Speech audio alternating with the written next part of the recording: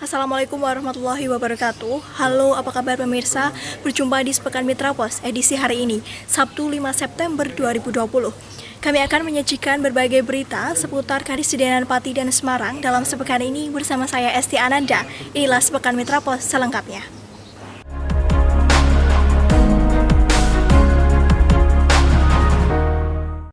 Diawali dengan berita pertama pemirsa, Kabupaten Pati bakal mempunyai destinasi wisata baru di Kecamatan Gunung Ungkal. Destinasi wisata yang bernama Embung Jerahi ini terletak di Desa Jerahi yang menyuguhkan pemandangan mempesona meliputi hamparan sawah berunduk khas Bali. Kabupaten Pati bakal mempunyai destinasi wisata baru di Kecamatan Gunung Ungkal. Destinasi wisata itu bernama Embung Mini Jerahi. Embung yang terletak di Desa Jerahi ini menyuguhkan pemandangan yang mempesona. Hamparan sawah berunduk khas Bali dapat ditemukan di sini. Salah satu warga Desa Jerahi, Diah Puji Astuti, mengatakan bahwa Embung Mini Jerahi yang berada di Pegunungan Muria memanjakan mata pengunjung. Destinasi wisata yang rencananya akan diresmikan oleh Gubernur Jawa Tengah Ganjar Pranowo ini ditemukan tidak sengaja. Hal ini membuat pemerintah desa mencoba mengkoordinasinya dan saat ini tengah membuat regulasi maupun sistem bagi pengunjung. Salah satunya agar alam sekitar ini tidak tercemar dan ditumbuhi sampah-sampah. Dari Pati, Umar Hanafi, Mitra Pos melaporkan. Green Launching Taman Wisata Lengkowo yang bertempat di Karas Gede, Kecamatan Lasem ditunda.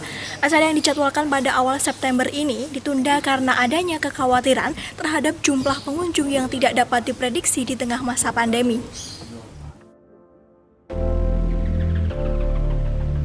Pembukaan atau Green Launching tempat wisata Lengkowo yang bertempat di Karas Gede, Kecamatan Lasem ditunda. Acara yang dijadwalkan pada 5 September ditunda karena adanya kekhawatiran terhadap jumlah pengunjung yang tidak dapat diprediksi di tengah masa pandemi. Abdul Chamim, konsultan acara Green Launching, memastikan bahwa nantinya acara tersebut akan dihadiri massa dengan jumlah yang banyak. Ditambah dengan kehadiran Wakil Gubernur Jawa Tengah, Taj Yassin, yang akan menandatangani prasasti sebagai bentuk dibukanya taman wisata ini. Taman ini sendiri rencananya menawarkan beberapa wahana wisata seperti pasar tradisional, mainan tradisional anak, pemandian, joglo center, dan kafetarian sampai pada rumah belajar membatik. Sedangkan untuk pembuatan Taman Lengkowo sudah mencapai 70% dari total wahana yang dipersiapkan. Dari Rembang, Aziz Afifi, Mitra Pos melaporkan. Kepala Dinas Pendidikan dan Kebudayaan Kabupaten Pati, Winarto, mengatakan sekolah di bawah wewenangnya tidak diperkenankan menerima sumbangan sukarela dari wali murid.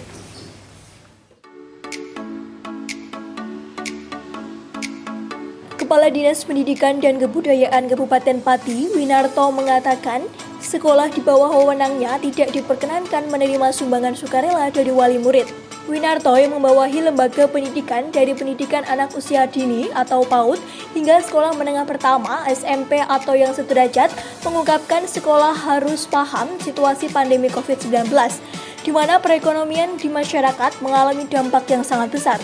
Dalam menjalankan operasional, sekolah mendapat bantuan dari dana bantuan operasional sekolah atau BOS, serta dari dana pemerintah Kabupaten Pati atau anggaran pendapatan dan belanja daerah.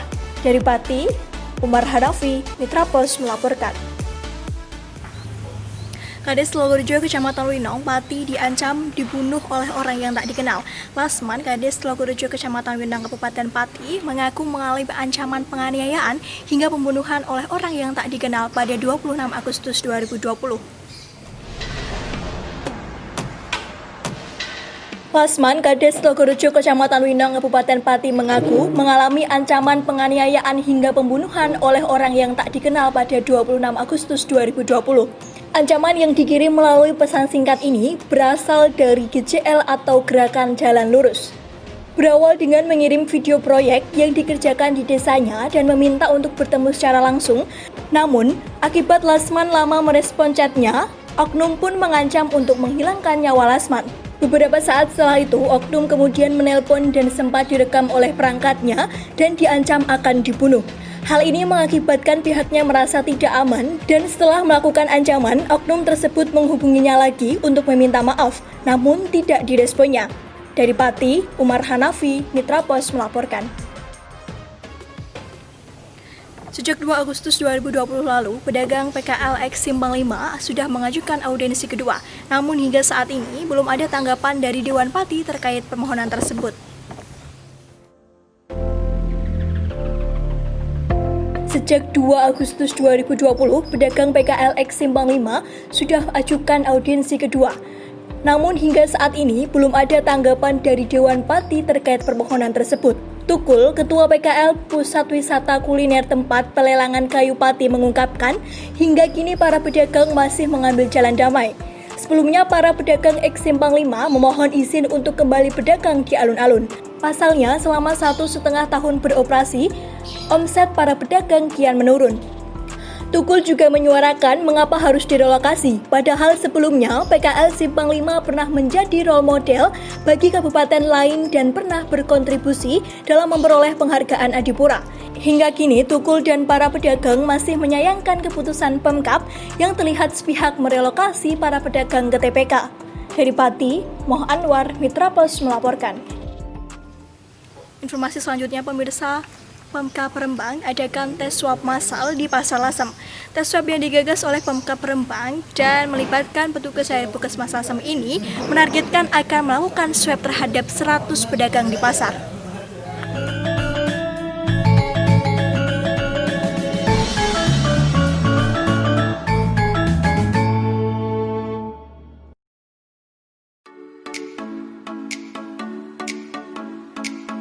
Pemkab Rembang adakan tes swab massal di Pasar Lasem.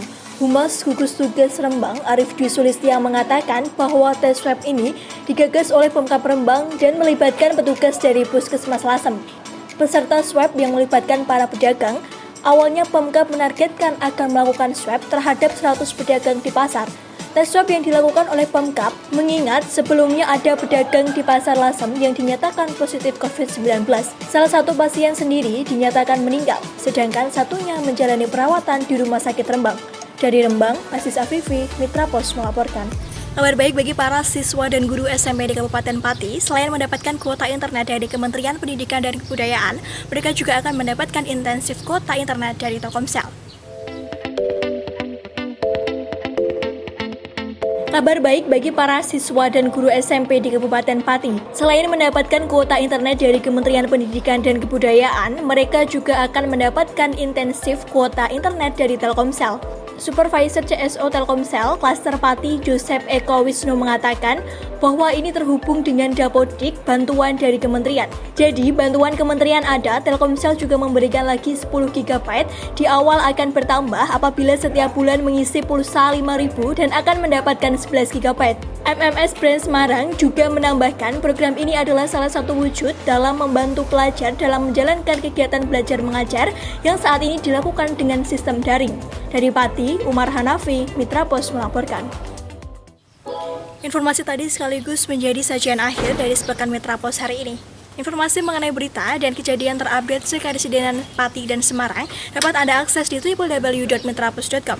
Kini saatnya saya Esti Ananda beserta seluruh kerabat kerja yang bertugas pamit undur diri. Terima kasih atas perhatian. Wassalamualaikum warahmatullahi wabarakatuh. Tetap jaga kesehatan dan sampai jumpa.